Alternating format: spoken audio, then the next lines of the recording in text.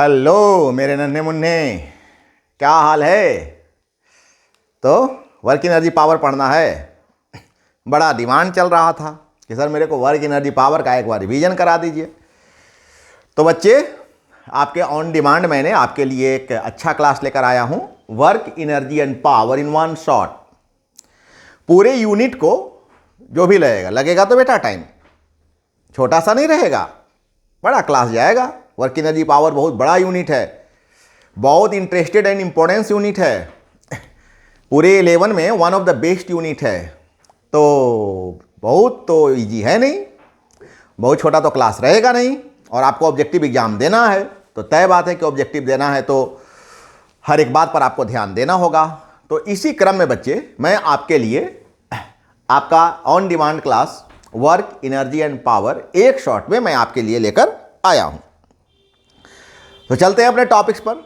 क्या अपने टॉपिक्स पर चलते हैं।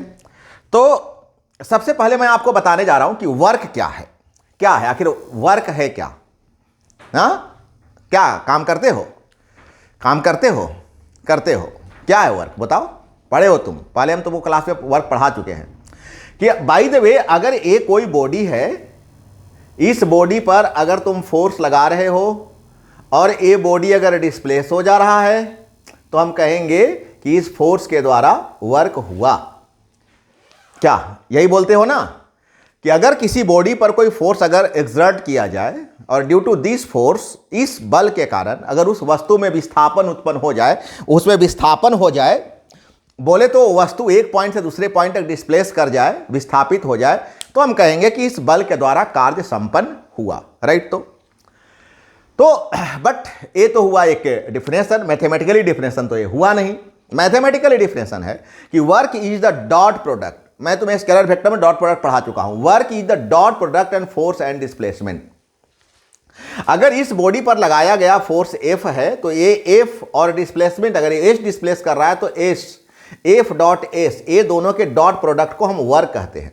और क्या होता है बच्चा, A dot B is equal to, हम लोग वेक्टर में पढ़े हो कि A dot B is equal to A B cos theta.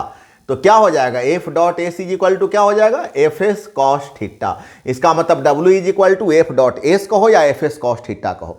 अगर तुम मैक्सिमम फोर्स कहीं पर लगा रहे हो तो मैक्सिमम फोर्स के लिए मैक्सिमम वर्क होगा, और मैक्सिमम वर्क के लिए आप लोग कॉस, ये कॉस आइडेंटिटी कितना लेंगे, कितना यूज करेंगे कॉस आइडेंटिटी, कितना, 1। एक्सेलेंट। तो अगर कॉस आइडेंटिटी 1 यूज कर लेंगे तो क्या हो जाएगा formula, W is equal to F S. एक रीजन तो ए है। दूसरा रीजन है क्या, दूसरा रीजन है कि अगर ए बॉडी है और बॉडी पर ए बॉडी है और बॉडी पर ए फोर्स लगाया और इसी डायरेक्शन में अगर डिस्प्लेसमेंट हो गया तो फोर्स और इसी डायरेक्शन में डिस्प्लेसमेंट अगर हो जाए तो थीटा कितना डिग्री हो जाएगा, 0 डिग्री हो जाएगा। कितना डिग्री हो जाएगा, 0 डिग्री हो जाएगा। कब 0 डिग्री हो जाएगा, जब फोर्स और डिस्प्लेसमेंट दोनों सेम डायरेक्शन में होगा तो थीटा 0 डिग्री हो जाएगा। और अगर थीटा के बदले जैसे ही तुम 0 डिग्री यहां पर पुट करोगे तो ऐसी कॉस थीटा का वैल्यू कितना हो जाएगा, 1 हो जाएगा। और कॉस थीटा अगर 1 हो जाएगा तो क्या बन जाएगा, तो बन जाएगा W is equal to F S, work is equal to force into displacement. W is equal to F S, force is equal to, sorry, work is equal to force into displacement. ये चीज मैंने तेरे को यहां दिखलाया कि अगर ये बॉडी है, अगर फोर्स लगा रहे हो, बॉडी का फाइनल पोजीशन है, ऐसे डिस्प्लेसमेंट हो रहा है तो थीटा 0 डिग्री हो जाएगा। Work is equal to force into displacement, ये इंटू समझ लेना। फोर्स चाहिए तो वर्क बाय डिस्प्लेसमेंट, और अगर डिस्प्लेसमेंट चाहिए तो वर्क बाय फोर्स। तो एक छोटा सा मैं तुमको फॉर्मूला याद रखने का एक यहाँ पर ट्रायंगुलर एक ट्रिक्स दिया हूँ कि अगर याद रहे तो अच्छा। अभी तुमने बताया कि W is equal to F S, तो F का यूनिट न्यूटन और S का मीटर, तो न्यूटन मीटर, और इसी को जूल नामक साइंटिस्ट ने बताया था तो जूल। इसका मतलब ये सारे चीज ऑब्जेक्टिव में काम आएंगे। इसका मतलब हुआ कि 1 जूल को तुम 1 न्यूटन मीटर कह सकते हो। इसका मतलब है कि 1 जूल को ही तुम 1 केजी मीटर स्क्वायर पर सेकेंड स्क्वायर कह सकते हो। इसका जो CGS यूनिट है वो अर्ग होता है, अर्ग इज द CGS यूनिट, और CGS है तो तुम कह सकते हो ग्राम सेंटीमीटर स्क्वायर पर सेकेंड स्क्वायर। तो बच्चा ये मैंने पूरा का पूरा, अच्छा हाँ, अगर CGS में तुम कहोगे तो न्यूटन का डाइन होता है और मीटर का सेंटीमीटर होता। इसका मतलब अर्ग को डाइन सेंटीमीटर कह सकते हो और अर्ग को तुम ग्राम सेंटीमीटर स्क्वायर पर सेकंड स्क्वायर कह सकते हो। तो बच्चा मैंने तुमको अभी तक वर्क बताया, उम्मीद करते हैं कि तुमको, ऐसे तो ये सारा बात तुम्हारा पहले से पढ़ा हुआ है, लेकिन फिर भी अगर तुम इसको 2 बार 4 बार अगर अच्छे से तुम इसको सुन लोगे तो बिल्कुल परमानेंट तुम्हारा हो जाएगा। अब यहाँ से कुछ तुमको हम इंपॉर्टेंस, कुछ ऑब्जेक्टिव एब्रिविएशन बता रहे हैं, गौर करना। अगर अभी मैंने तुमको बताया कि वर्क का एसआई यूनिट जूल होता है, सीजीएस यूनिट अर्ग होता है, दोनों के बीच में रिलेशन है 1 जूल इज इक्वल टू 10⁻7 अर्ग। मैंने तुमको बताया अगर अर्ग निकालना हो तो 10⁻⁻7 जूल। इलेक्ट्रॉन वोल्ट का मतलब 1.6 इंटू 10⁻⁻19 जूल। रीजन है कि इलेक्ट्रॉन का मतलब होता है 1.6 इंटू 10⁻⁻19 कूलॉम और वोल्ट का मतलब 1 वोल्ट। 1 से मल्टीप्लाई करोगे तो 1.6 इंटू 10⁻⁻19 और इसी कूलॉम वोल्ट को हम बोलते हैं जूल। बता दिया ना मैंने। ये चीज जब तुम 12 में जाओगे तो तेरे को पढ़ना है कि इलेक्ट्रॉन वोल्ट को आप जूल में कन्वर्ट करो, लेकिन मैंने तुमको पहले ही बता दिया।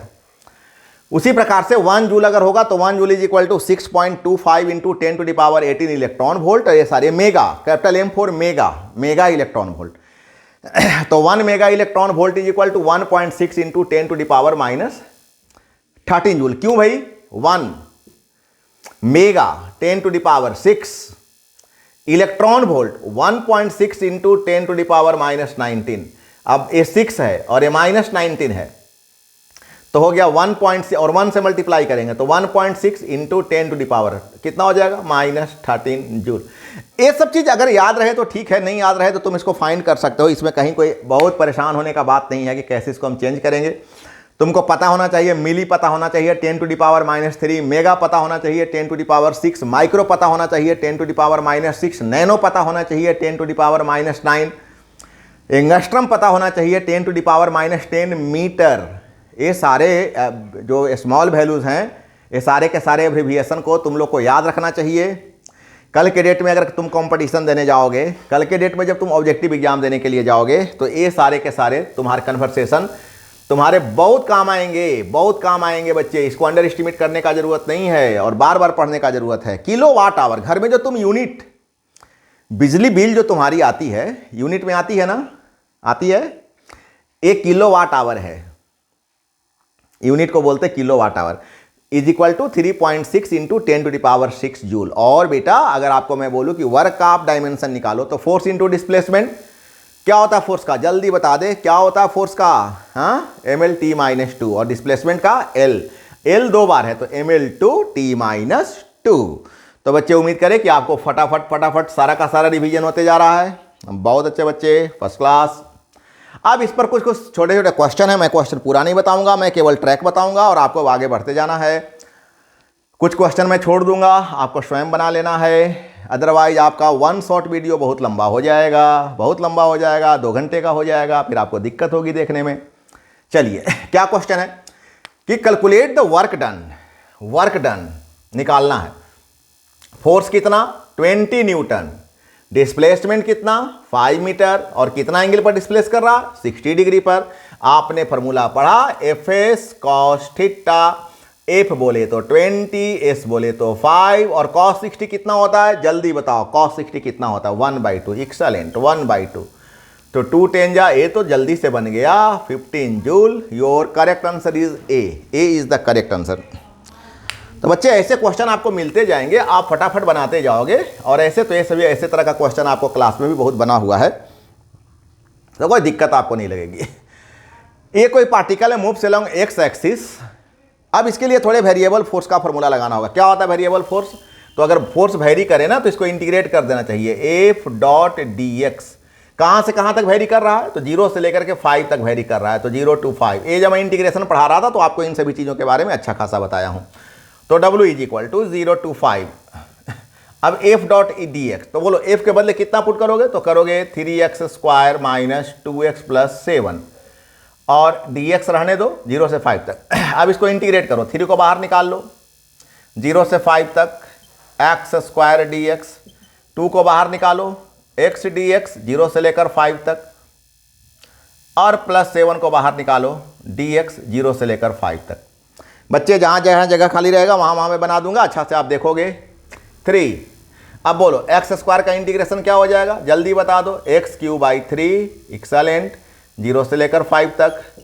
बोलो x dx का क्या हो जाएगा, क्या होगा, पावर में हम एक जोड़ते हैं उतना से डिवाइड करते हैं, तो 0 से 5 x² 2 और 7 dx का क्या हो जाएगा, जल्दी बता दो। x हो जाएगा 0 से लेकर 5, यहाँ 2 2 कैंसिल हो गया, 3 3 कैंसिल हो गया, लिमिट पुट करो तो 5q। बताए थे ना, जीरो लोअर लिमिट में अगर 0 हो तो पुट करने का कोई ज़रूरत नहीं है ना, वो को 0 ही आएगा। माइनस ax² है तो 5x कर लेना, और x है तो 5 कर लो। अब 125 माइनस 25 प्लस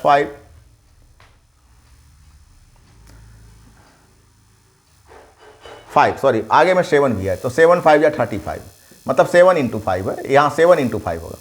वही तो सोचे कि आंसर तो नहीं आ रहा था, 35 एक्सल। अब आ गया 100 और ये हो गया 35, बोले तो 135 joule. D is the correct answer. समझ में आया? यस, सारे न्यूमेरिकल पहले बने हुए हैं, एकदम समझ में आना चाहिए। नहीं समझ में आएगा तो माथा फोड़ देंगे, समझ में तो आना चाहिए, है ना, नहीं तो गदा लगा देंगे, एक गदा में माथा फुट जाएगा। बच्चे ऐसे क्वेश्चंस को मैं बहुत बनवाया हूँ आपसे, क्लास में तो ना जाने कितने क्वेश्चन आप इंटीग्रेशन के ऐसे बना रखे हो। मैं एक आध क्वेश्चन आपके सामने ला करके केवल आपका रिवीजन करवा दे रहा हूँ, आपका कमबैक करा दे रहा हूँ, बस एक क्वेश्चन तो मैं नहीं बताऊंगा। मैं क्यों बताऊंगा इस क्वेश्चन को?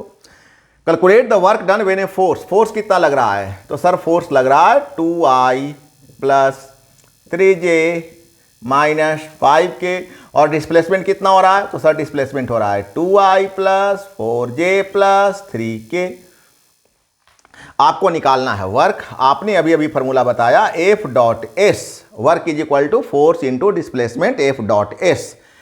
F बोले तो 2i + 3j - 5k dot, S बोले तो 2i + 4j + 3k। अभी हो गया 2 2 जा 4, 4 3 जा 12, 5 3 जा 15। आपको तो बेटा मैंने फॉर्मूला बता रखा है ना वेक्टर में, आप वेक्टर का कॉपी आज खोल कर देखो कि दोनों सेम सेम हो, आई हो, जे हो, के हो तो होता है 1, और डिफरेंट हो, आई जे हो, जे हो, के आई हो तो होता है 0। और मैंने इसी का, और मैं ना जाने कितना डॉट प्रोडक्ट आप बनाए हैं, ये तो रिवीजन है, इस समय तो आपको ऐसे ही बताया जाएगा। तो कितना आंसर आ गया बच्चा, ये हो गया 12 4 16, और 16 में से 15 जाएगा तो 1 जूल, 1 जूल है कहीं? Yes, C is the correct answer. तो बच्चे ऐसे न्यूमेरिकल्स अगर आप फटाफट बनाते चलते हो और फटाफट समझते जाते हो, तो अगर इसमें से कोई बच्चे अगर ऐसे होंगे जो इसको क्वेश्चन को, इसके जो सोल्यूशन है उसको सोल्व रखना चाहता है ना, तो वीडियो को पॉज करके पहले क्या करेगा वो नोट कर लेगा, फिर वीडियो को वो आगे बढ़ाएगा। ऐसे कुछ क्वेश्चन है, अब ये तो मैं पूरा नहीं बनाऊंगा, बट तुमको हेल्प कर देता हूं। यहां पर क्या है ना कि कोई पार्टिकल है डिस्प्लेस हो रहा है ए से बी तक यहां पर, और यहां का कोऑर्डिनेट बाय द वे 3 1 2 दिया हुआ है। इसका मतलब हुआ कि ये अगर पोजीशन वेक्टर अगर r1 है तो ये हो गया r1 = हो गया 3i + j + 2k। और कोई दूसरा पॉइंट अगर यहां पर है और इसका कोऑर्डिनेट दिया हुआ है 4 3 3, इसका मतलब ये r2 हो गया, ये r2 हो गया, और इसका वैल्यू हो गया 4i + 3j + 3k। अब यहां तुम बच्चा क्या करना ना कि सबसे पहले तुम ये r निकालना, तो क्या हो जाएगा, r = हो जाएगा r2 - r1। क्या बोले, समझ में आ रहा है? हम डिस्प्लेसमेंट को अगर r ले रहे हैं तो निकालना r2 - r1। अब इस r2 में से r1 को घटाओगे तो r निकल जाएगा, कितना निकलेगा बोलो, तो 4i में से i जाएगा तो i, 3j में से j जाएगा तो 2j, और 3k में से k जाएगा तो k। इस तरह से तुमको क्या मिल गया बच्चा, इस तरह से तुमको डिस्प्लेसमेंट मिल गया। और फोर्स तुम्हारा यहां दिया हुआ है, ए फोर्स तुम्हारा यहां पर i j k, यहां पर 2i + j + k दिया हुआ है। तो अब तुम W निकालो, W = F. यहां डिस्प्लेसमेंट को r माने हो तो r ले लेना। अब बोलो F के बदले कितना लिखोगे, तो तुम लिखोगे 2i + j + k dot, r का मतलब क्या लिखोगे, तो i + 2j + k। अब हम यहां से डॉट करते हैं तो 2 2 1 5 हो गया, 2 1 जा 2, 2 1 जा 2, 1 1 जा 1, 5। इसका मतलब 5 जो है कोई answer. Yes, C is the correct answer. तो बच्चा इस तरह से अगर कोऑर्डिनेट दिया हुआ हो तो इसको आई मानोगे, इसको जे मानोगे, इसको के ले लोगे। उसी प्रकार से आई हो गया, जे हो गया, के हो गया, R1 हो गया, R2 हो गया, दोनों माइनस कर लेना, R निकल जाएगा। सभी क्वेश्चन अच्छे हैं, नो डाउट, सारे क्वेश्चन अच्छे हैं, स्टैंडर्ड क्वेश्चन है। अगर ये सारे क्वेश्चन तुम अगर बच्चा अच्छा से बनाते हो, मेरे समझ से तुम्हारे लिए तो नया है नहीं, ना जाने ऐसे कोऑर्डिनेट ले लेकर तुम कितने क्वेश्चन बनाए हो अपन क्लासरूम में लेकिन फिर भी चलो, अपना वन शॉट रिवीजन है। तो मेरा देने का उद्देश्य यही है कि जब तुम अभी एग्जामिनेशन में बैठने जा रहे हो, मेरे ऑब्जेक्टिव एग्जामिनेशन तुम अभी देने जा रहे हो, तो इस एग्जामिनेशन में तुमको ऐसे क्वेश्चन रहेंगे तो फिर तुम्हें सुविधा होगी, कोई प्रॉब्लम्स नहीं होगा। आते हैं अब एनर्जी में। एनर्जी बोलकर कोई चीज़ नहीं होता बेटा ना जाने कितना बार बात मैंने बोला है कि एनर्जी बोलकर अलग से कोई चीज़ नहीं होता। ठीक है, एक मेरे को बताया गया कि capacity of doing work is called energy, कार्य करने की जो क्षमता है इसी को हम ऊर्जा कहते हैं। लेकिन मैथमेटिकली एनर्जी बोलकर कोई अलग चीज़ नहीं होता है, वर्क ही एनर्जी है कहीं भी तुमको जब एनर्जी फाइंड करना रहेगा तो नॉर्मली तुम वर्क ही फाइंड करोगे और लास्ट में जा करके लिखते हो कि this work is stored as क्या, पोटेंशियल एनर्जी। तो एनर्जी ही तो, वर्क ही तो एनर्जी आ रहा है ना। लेकिन चल थोड़ा सा देख लेते हैं, और इसीलिए मैंने एक बात यहां पर लिख दिया, देख ऐसे तो मैं difference, the capacity of doing work is called energy, कार्य करने की जो क्षमता है उसी क्षमता को हम ऊर्जा कहते हैं। Energy is equivalent to work, मैंने लिख दिया है ना। क्या है, किसका इक्विवेलेंट है, वर्क का इक्विवेलेंट है। तो वर्क स्केलर क्वांटिटी है तो एनर्जी भी स्केलर क्वांटिटी होगा। वर्क का ऐसा यूनिट जूल तो इसका भी जूल, वर्क का डायमेंशन है तो उसका भी है। बच्चा क्लियर है, एनर्जी पक्का। चल बहुत अच्छा, ऐसे पढ़ते चल। अब इस एनर्जी पर चल एक आध क्वेश्चन और बना ले। कहता है body of mass 4 kg initially at rest, body क्या है, इनिशियली एट रेस्ट, तो इसका यू क्या हो गया, 0 हो गया। और फोर्स कितना अप्लाई हो रहा है, बॉडी का मास कितना दिया हुआ है, तो मास दिया हुआ है 4 kg। और कितना फोर्स एफर्ट हो रहा है, तो फोर्स एफर्ट हो रहा है 16 Newton. What is the kinetic energy in 10 second, 10 second time दिया हुआ है, 10 सेकेंड। काइनेटिक एनर्जी निकालना है तुमको, के निकालना है। काइनेटिक एनर्जी क्या होता है, हाफ mv², मतलब तेरे को टारगेट होना चाहिए कहीं से तुम भी निकाल लोगे, सारा काम हो जाएगा। तो फोर्स दिया हुआ है और मास दिया हुआ है तो तुम एक्सेलरेशन निकाल ले, a is equal to F/m, F/m हो गया 16/4, बोले तो 4 मीटर पर सेकेंड स्क्वायर। अब तुम लगा v is equal to u plus at, u कितना है 0, a कितना निकला है 4, और टाइम कितना दिया हुआ था 10, बोले तो 14 मीटर पर सेकेंड। निकल तो गया सारा। अब आगे भी बनाने का मेरा को जरूरत है क्या, हाँ, इसके आगे जिनको जरूरत है निकालने का उनको तो मैं दूंगा ढिसुम, है ना, गड़बड़ हो जाएगी सारा, नहीं सारा वैल्यू आपको पता है। हाँ चलो बस अब वही हो गया, गुरुमुख, गुरुजी जो बोल देंगे हो जाएगा। तो m हो जाएगा 4 और v² बोले तो 40 इंटू 40, 40 इंटू 40, 16 दूनी 32, 00 है कहीं पर, देखो तो यार सी नंबर, बहुत सी लकी हो यार, सी तुम लोग को ज़्यादा मिल रहा है। हुई सी बेटा, क्लास 11 में सी आ गई क्या, आते जा रही है, चलो देते जा रहे हैं क्या चलो बहुत अच्छे, ढेर सारे क्वेश्चन अभी तक तुम तो बना गए हैं, बड़ा फटाफट तुम पढ़ते जा रहे हो। वाकई में आज एक ही शॉट में निकाल लोगे क्या। चलो आगे बढ़ते हैं। क्वेश्चन है कि the momentum of a body of mass 5 kg is 500 kg metre per second square, sorry per second kinetic energy. तो बच्चा एक तो फॉर्मूला मैंने तेरे को ऐसे ही बताया था, p²/2m, याद आ रहा है, p²/2m नहीं याद आ रहा है, हाँ, k इज इक्वल टू क्या होता है, हाफ mv² होता है, बोले थे ना कि m से मल्टीप्लाई कर लेना, तो m 2 बार हो गया, इसका मतलब हो गया कि mv का स्क्वायर बाई 2m, और mv को p बोलते हैं तो बन गया p²/2m। हाँ फॉर्मूला भी डिराइव कर दिए। नहीं तुम्हारा दिन तो आज अच्छा चल रहा है, मैं तो बहुत मदद तेरे को कर रहा हूँ। 500 2 इंटू 5 2 जा 10, 25 पर 000, 1 2 3 4, बोले तो 2.5 into 10 to the power B option, B is the correct answer. बच्चा मेरे से बोर्ड ढक जा रहा है, मैं हट जाऊं, मैं चला जाऊं, ठीक, तुम लोग पढ़ो, मैं जा रहा हूं। नहीं मेरे से प्रॉब्लम हो रहा है तो मैं चला जाता हूं, तुम लोग पढ़ लो अपने से। मारेंगे गधा, ढक जा रहा है तो बोल दे रहे हैं ना, सारा बात बोल दे रहे हैं तो फिर उससे सुन के लिख। आहा अच्छा क्वेश्चन है। यहां पर बच्चा मैं तेरे को थोड़ा सा ट्रिक्स बताता हूं, कुछ ट्रिकी क्वेश्चन है और कल के डेट में तुम ऑब्जेक्टिव देने जा रहे हो या किसी कंपटीशन में बैठने जा रहे हो तो ऐसे ट्रिक्स बहुत काम आएंगे। क्वेश्चन है, ट्रिक्स है कि percent change in kinetic energy, कितना परसेंट चेंज करेगा। जैसे क्वेश्चन की मोमेंटम अगर इतना इंक्रीज कर रहा है तो काइनेटिक एनर्जी कितना इंक्रीज करेगा, ऐसा। तो percent change in kinetic energy equal to 2 times percent change in momentum. Kinetic energy और मोमेंटम के बीच में है कि kinetic energy is equal to 2 into P.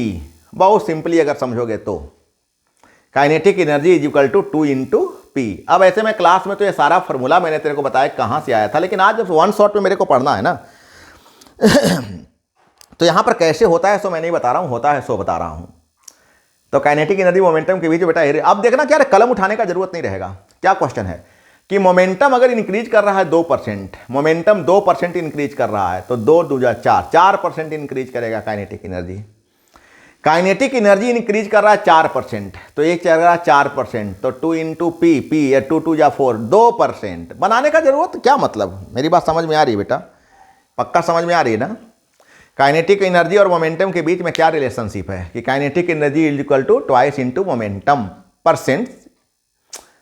अब बाबा इतने तो तुम बेवकूफ़ हो नहीं कि सारा बात मैं बोलूँ कि नहीं नहीं ये परसेंट भी यहाँ पर है और वह, ये तो तुम समझ रहे हो। नहीं तो फिर अपना ऑफलाइन क्लास देखो अच्छे से, ऑफलाइन क्लास देख करके और बात को तुम समझने का प्रयास करो। और जो बच्चे मेरे केवल ऑनलाइन क्लास कर रहे हैं उनको मैं फिर से एक बार याद दिला दूँ कि बेटा दोनों के बीच में रिलेशन है कि percent change in kinetic energy is equal to 2 times percent change in momentum. ये ट्रिक्स है, इसको याद रखोगे बहुत काम आ जाएगा, बहुत काम आएगा। देखो ये फार्मूला यहाँ पर ये है, इस फार्मूला के से आता है। इतना मत समझो यार, इसका कोई ज़रूरत नहीं है यार, ये तुम्हारा एनफ है, मोर देन एनफ है यार। जैसे अभी तुमसे क्वेश्चन क्या बोला गया, मान लेते कि तुमको हम कहते हैं कि क्या है कि एक बॉडी का जो मोमेंटम है, एक मोमेंटम है वो 4% इंक्रीज कर रहा है, 4% इंक्रीज कर रहा है। तो बस मोमेंटम 4% इंक्रीज किया, काइनेटिक कितना, तो 4 2 जा 8% इंक्रीज करेगा। तो बस वो क्या है ना, ये ट्रिक्स है। अब ये ट्रिक्स में कितना आराम हो रहा है बोलो, इस ट्रिक्स में तो तेरे को पेन भी उठाने का जरूरत नहीं है।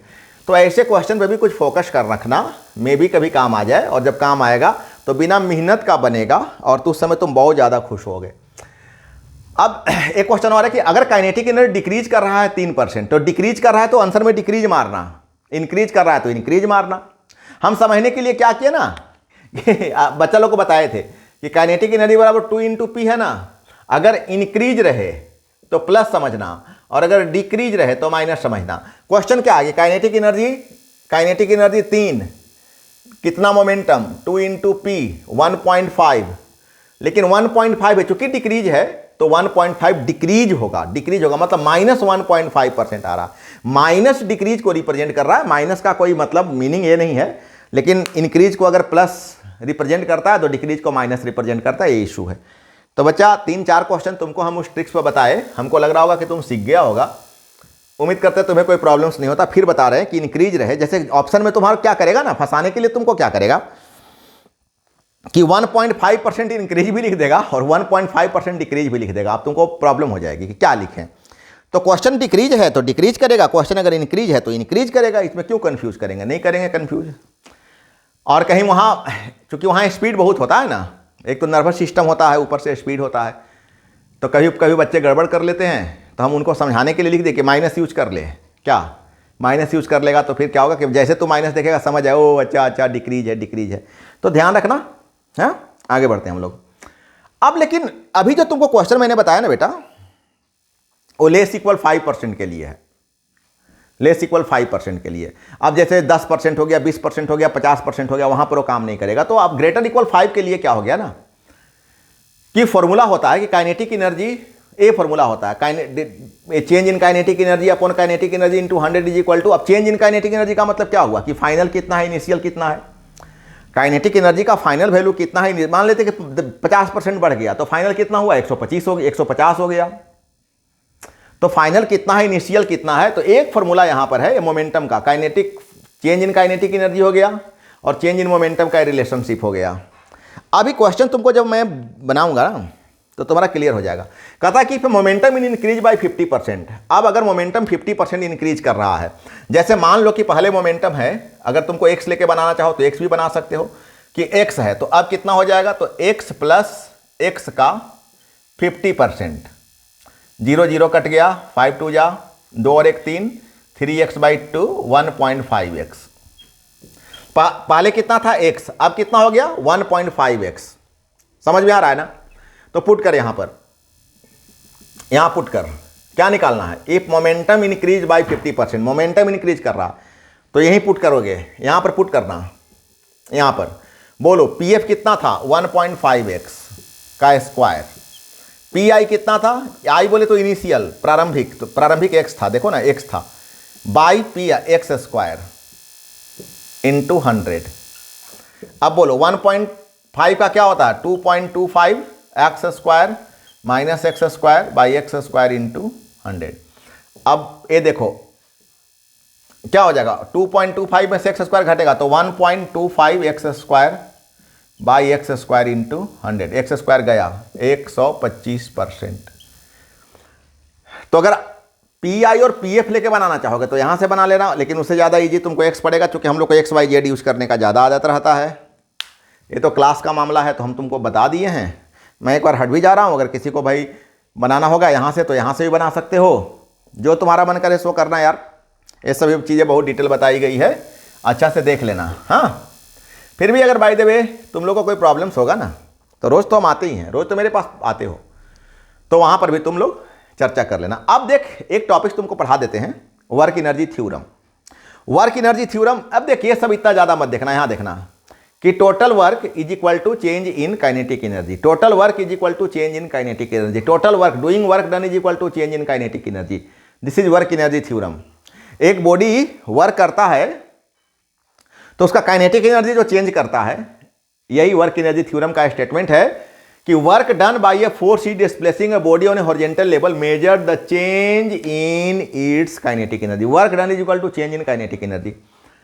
तो क्या होता है काइनेटिक एनर्जी, तो फाइनल काइनेटिक एनर्जी होता है हाफ mv स्क्वायर और इनिशियल काइनेटिक एनर्जी होता है हाफ mu स्क्वायर। तो तुमको जब चेंज पढ़ना होगा तो क्या करोगे, हाफ m कॉमन ले लेना, v square minus u square.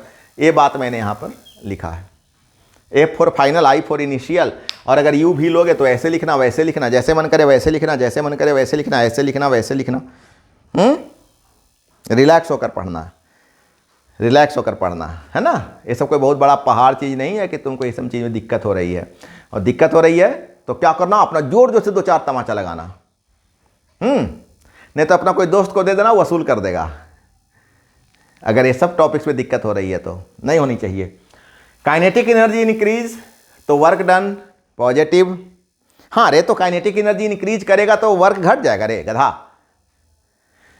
साइकिलवा का स्पीड वो बढ़ते जा रहा है, बढ़ते जा रहा है, बढ़ते जा रहा है, काइनेटिक एनर्जी बढ़ते जा रहा है, तो वर्क घट रहा है कि बढ़ रहा है, बढ़ेगा ना रे, पॉजिटिव होगा।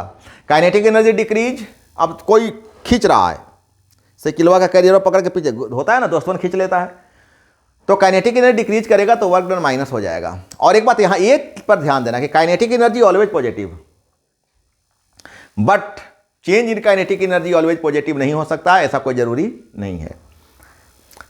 काइनेटिक एनर्जी ऑलवेज पॉजिटिव, लेकिन चेंज इन काइनेटिक एनर्जी हमेशा पॉजिटिव होगा, ऐसा कोई जरूरी नहीं है। क्योंकि चेंज इन काइनेटिक एनर्जी कैसे होगा, जैसे तुम समझो कि पहले तुम्हारा एनर्जी था 10 जूल, अब हो गया 30 joule, change in kinetic energy -20 joule, कहाँ हुआ पॉजिटिव। लेकिन काइनेटिक एनर्जी हमेशा पॉजिटिव होगा, हाफ mv स्क्वायर। तो सुनो, m कभी निगेटिव होता नहीं है, मास कभी निगेटिव होगा नहीं। अगर वेलोसिटी निगेटिव भी होगा तो उसका स्क्वायर पॉजिटिव हो जाएगा। कहने का मतलब है कि काइनेटिक एनर्जी कभी भी निगेटिव नहीं होगा, वो जब भी होगा तो पॉजिटिव होगा। लेकिन change in kinetic energy negative भी हो सकता है, ये पॉसिबल है कि change in kinetic energy possible है, वो माइनस में आ सकता है। Potential energy, stored form of energy is called potential energy. जिस ऊर्जा को जमा किया जा सके, संग्रह किया जा सके, उसे स्थितिज ऊर्जा कहते हैं। ठीक है, बचपन का डिफिनेशन है कि the energy processed bye a body by virtue of its position और कॉन्फ़िगरेशन, उसकी संरचना के कारण जो ऊर्जा संचित हो। नहीं, स्प्रिंग है तो स्प्रिंग पर ऊर्जा संग्रह होगा, स्प्रिंग के बनावट के कारण। तारवा में कहाँ होता है रे, वही स्प्रिंग को खींच के तार बना देते हैं तो उसमें ऊर्जा संग्रह होगा रे, नहीं ना होगा। लेकिन अब स्प्रिंग का बनावट ऐसा है, नहीं बोलते थे, याद कर, तुम लोग को बहुत बोले थे ना, बहुत बचपन में खिलाए हैं। जब तुम लोग नन्हा बच्चा था तो मम्मी से पूछना, बहुत खिलाए हैं। कैसे, वही झूमरवा वाला याद आ रहा है? क्लास का डायलॉग था कि चाबी देते थे तो उसमें स्प्रिंग रहता है ना खिलौना में, तो स्प्रिंगवा पर पोटेंशियल एनर्जी स्टोर हो जाता है। और फिर जब तुम लोग को नीचे लेटा करके उसको जब हम क्या करते थे ना कि छोड़ देते थे, तो पूरा झूमर ऐसे गोल गोल गोल हाँ तुम लोग करता था। समझ में आ रहा है बात? तो उस झूमर को कौन नचा रहा है? वही जो स्प्रिंग पर पोटेंशियल एनर्जी जमा हुआ था। बैटरी में अपना पोटेंशियल एनर्जी जमा होता है, काम होते रहता है, दिन भर बैटरी चार्ज होते रहता है, बैटरी के भीतर वर्क होते रहता है, वही वर्क उसमें पोटेंशियल एनर्जी के रूप में स्टोर होता। एक कन्फिगरेशन है, नहीं तो तू बल्टिया में जाके जमा कर ले, पानी भर के जमा कर देना तो पोटेंशियल एनर्जी जमा रहना और उसी से तुम बल्बा जलाना। पोटेंशियल एनर्जी जमा होगा, उस पानी में भी पोटेंशियल एनर्जी जमा होगी, उससे बल्ब नहीं जलेगा। अलग अलग कन्फिगरेशन, इसीलिए बोला गया कि उसकी बनावट के कारण, उसकी संरचना के कारण उसमें जो पोटेंशियल एनर्जी स्टोर होता है, संग्रह होता है। टॉय कार, उंड स्प्रिंग, सब बात बोल दिए, यू से रिप्रेजेंट करते हैं। स्टोर एनर्जी है, ये प्लस भी हो सकता है, माइनस भी हो सकता है और जीरो भी हो सकता है। इसको केवल it is defined only for conservative force. Conservative force, non conservative force हम आगे बता भी देंगे शायद, नहीं तो समझ लेना जो पाथ पर डिपेंड नहीं करे उसको कंजर्वेटिव कहते हैं, जो पाथ पर डिपेंड नहीं करे, और जो पाथ पर डिपेंड करे उसको नॉन कंजर्वेटिव कहते हैं। आगे बता देंगे। हाँ, यहाँ पर एक बात ध्यान देना कि ए पोटेंशियल एनर्जी यू को हम बोलते हैं mgh। एक्चुअली क्या होता है? एनर्जी मतलब वर्क। क्या होता है work? Is force into displacement. Force कितना? mg। अगर कोई बॉडी ऐसे गिर रहा है तो फोर्स कितना? mg। और डिस्प्लेसमेंट कितना? तो मान ले बॉडी यहां से गिर करके यहां पर आ गया, कितना? h हाइट, तो mgh। और ये बॉडी गिरते गिरते अगर सरफेस पर आ जाएगा तो सरफेस पर आने पर इसका मान कितना हो जाएगा? जीरो हो जाएगा। तो वहां एनर्जी कितना हो जाएगा? जीरो हो जाएगा। यही बात लिखे हैं कि अर्थ सरफेस पर gravitational potential energy earth surface पर कितना होता है? जीरो होता है। ऑब्जेक्टिव में काम आ जाएगा बेटा, ध्यान रखना, ये अच्छा ऑब्जेक्टिव है। बच्चे नई बात अगर समझ पाते हैं तो उनको दिक्कत हो जाता है। बॉडी अगर गिरते गिरते अर्थ सरफेस पर आ जाएगा तो अर्थ सरफेस पर आएगा तो हाइट बचेगा रे? नहीं बचेगा। सॉरी, ये हाइट है और ये हाइट जैसे जीरो होगा यू का मान जीरो हो जाएगा। उम्मीद करें बच्चा एकदम फटाफट समझ में आते जा रहा है। पक्का? श्योर? गुड, बहुत अच्छे। Law of conservation of energy क्या कहता है कि total energy is the sum of kinetic energy and potential energy, that is the law of conservation of energy. ऊर्जा, पूरा कुल ऊर्जा संग्रहित होता है, कुल ऊर्जा। अब कुल ऊर्जा किसको बोलते हैं?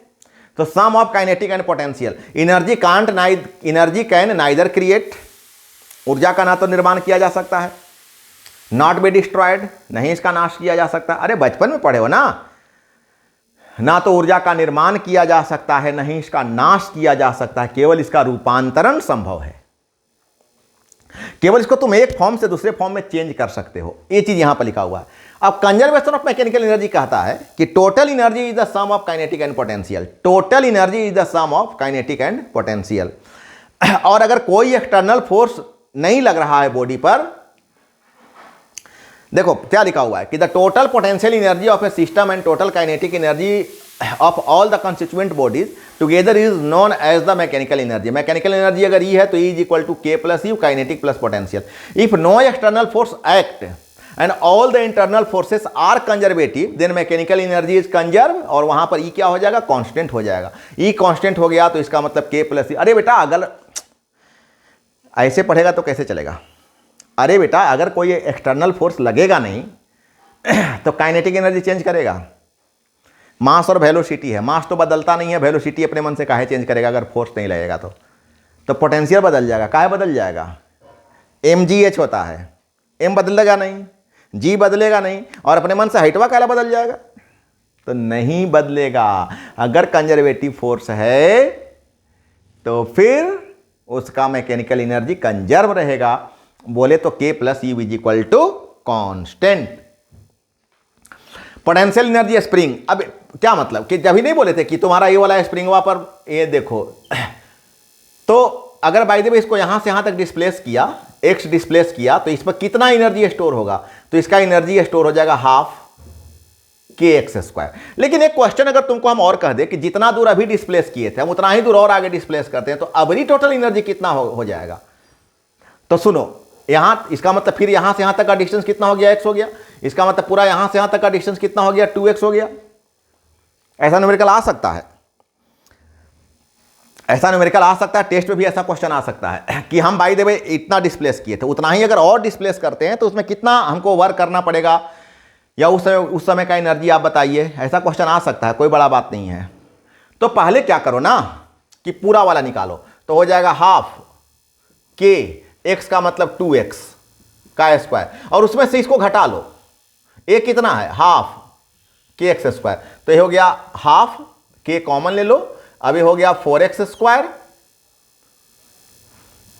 माइनस एक्स स्क्वायर, यस, तो हाफ के 3x स्क्वायर मतलब 3 इंटू हाफ के एक्स स्क्वायर। देख लो, इसका मतलब 3 गुना ज़्यादा मेहनत करना पड़ रहा है, 3 टाइम्स ज़्यादा एनर्जी का जरूरत है बेटा। समझ में आया क्या बोले? पूरे टॉपिक को समझना, क्वेश्चन को भी समझोगे। क्वेश्चन है ना कि इस स्प्रिंग को बाय द वे यहां से डिस्प्लेस किया गया यहां तक x, तो इतना ही अगर और आगे डिस्प्लेस करें, आगे x और डिस्प्लेस करें, मतलब यहां से यहां तक डिस्प्लेस करने में उसको कितना ऊर्जा का जरूरत पड़ेगा। तो हम पहले इतना निकाल लिए हाफ के एक्स स्क्वायर, अब इतना निकाल लिए हाफ 2x स्क्वायर, और घटा के देख लिए कि एक्स्ट्रा कितना हमको जरूरत पड़ रहा है, तो घटा करके देखे तो 3 गुना ज़्यादा का जरूरत है, क्योंकि पहले तो हाफ के एक्स स्क्वायर था ही, अब उससे 3 गुना ज़्यादा का जरूरत पड़ रहा है। तो एक अच्छा क्वेश्चन है, तो बात बात में तुमको मैंने बता दिया। अगर आगे ऐसा क्वेश्चन मिल जाएगा तो अच्छा है, नहीं मिलेगा तो समझ लेना तुमको आगे आने वाले टेस्ट में एक क्वेश्चन काम आ सकते हैं। तो एक क्वेश्चन को तुम अपने मन से भी एक आध दो बार बना लेना। अभी देखो कंजर्वेटिव और नॉन कंजर्वेटिव तुमको अभी हम बताए भी थे कि जो पाथ पर डिपेंड ना करे, जो इनिशियल और फाइनल पॉइंट पर केवल डिपेंड करे, जैसे हम ऐसे ऐसे ऐसे ऐसे करके इसको यहाँ तक ले गए, तो पाथ से कोई मतलब नहीं है इसको, एक कंजर्वेटिव है। ग्रेविटेशनल फोर्स कंजर्वेटिव फोर्स है, इलेक्ट्रिक फोर्स कंजर्वेटिव फोर्स है, इलेक्ट्रोस्टैटिक फोर्स कंजर्वेटिव फोर्स है, मैग्नेटिक फोर्स कंजर्वेटिव फोर्स है। इसको पाथ से कोई लेना देना नहीं है, इसको इनिशियल पॉइंट और फाइनल पॉइंट से मतलब है, बीच के पाथ से कोई लेना देना नहीं है।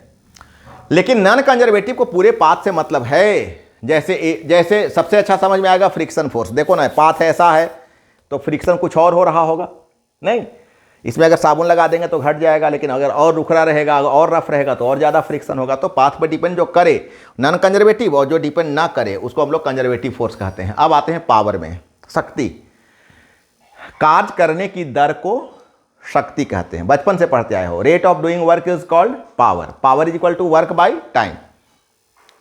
तो P is equal to P for power, W for work, T for time, P is equal to W by T. लेकिन W बराबर एक फॉर्मूला होता है एफ एस कॉस थीटा, तो नया फॉर्मूला हो गया F S cos theta by T. W बराबर एक चीज और होता है mgh, तो एक और नया फॉर्मूला हो गया mgh बाई टी। अब अगर E एस बाई टी को तुम V में कन्वर्ट कर दो, डिस्प्लेसमेंट बाई टाइम, तो एक नया फॉर्मूला हो गया एफ भी कॉस थीटा। अगर थीटा 0 डिग्री हो, कहने का मतलब कॉस थीटा अगर 1 हो तो 1 यहां पर पुट कर दोगे तो P इज इक्वल टू एक नया फॉर्मूला बन जाएगा एफ भी। ये सारा का सारा बात देख बेटा, तुमको यहां से यहां तक मैंने बताया, यूनिट इसका। अब अगर इसका यूनिट का बात कर तो यहीं से यूनिट निकाल। वर्क का क्या होता है जूल, टी का क्या होता है सेकेंड, जूल पर सेकेंड, और वाट नामक साइंटिस्ट ने बताया था, इसका मतलब हो गया वाट। इसका एक और लेमन यूनिट होता है, इस लेमन यूनिट को हम बोलते हैं हॉर्स पावर, HP। और यहां तुमको ऑब्जेक्टिव के लिए बहुत इंपॉर्टेंस है कि 1 HP इज इक्वल टू होता है 746 वाट, 746 वाट। इसका डायमेंशन तो यहीं से निकाल लो। अभी तुम पावर का निकाले थे, वर्क का निकाले थे ml2 T-2, नीचे में T, एक T ऊपर और जा रहा है,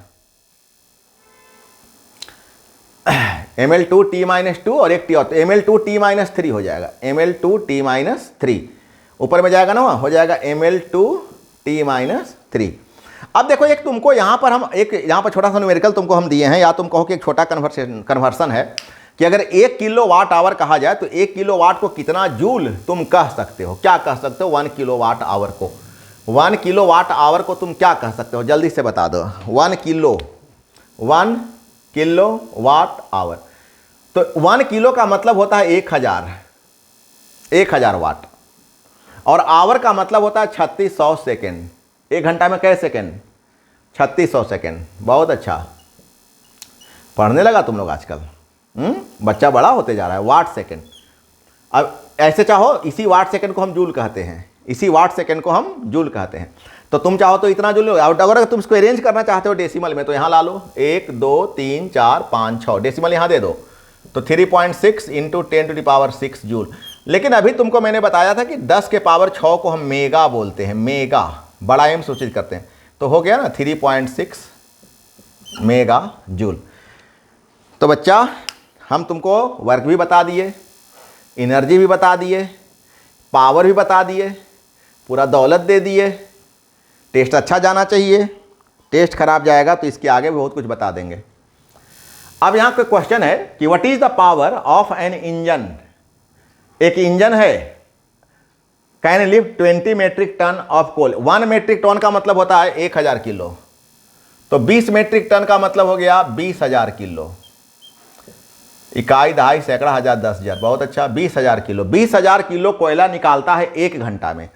1 घंटा का मतलब हो गया 1 आवर का मतलब हो गया 3600 सेकेंड। तो तुमको वर्क निकालना है, पावर निकालना है। तो पावर इज इक्वल टू क्या होता है, वर्क बाई टाइम, मतलब mgh/t। m कितना रे, कितना, 20,000, गुड। g 10 ले लो ना रे राउंड फिगर में, 9.8 भी ले सकते हो। और h कितना गहरा से निकाल रहा है, तो 20 मीटर गहरा खदान से निकाल रहा है, 20।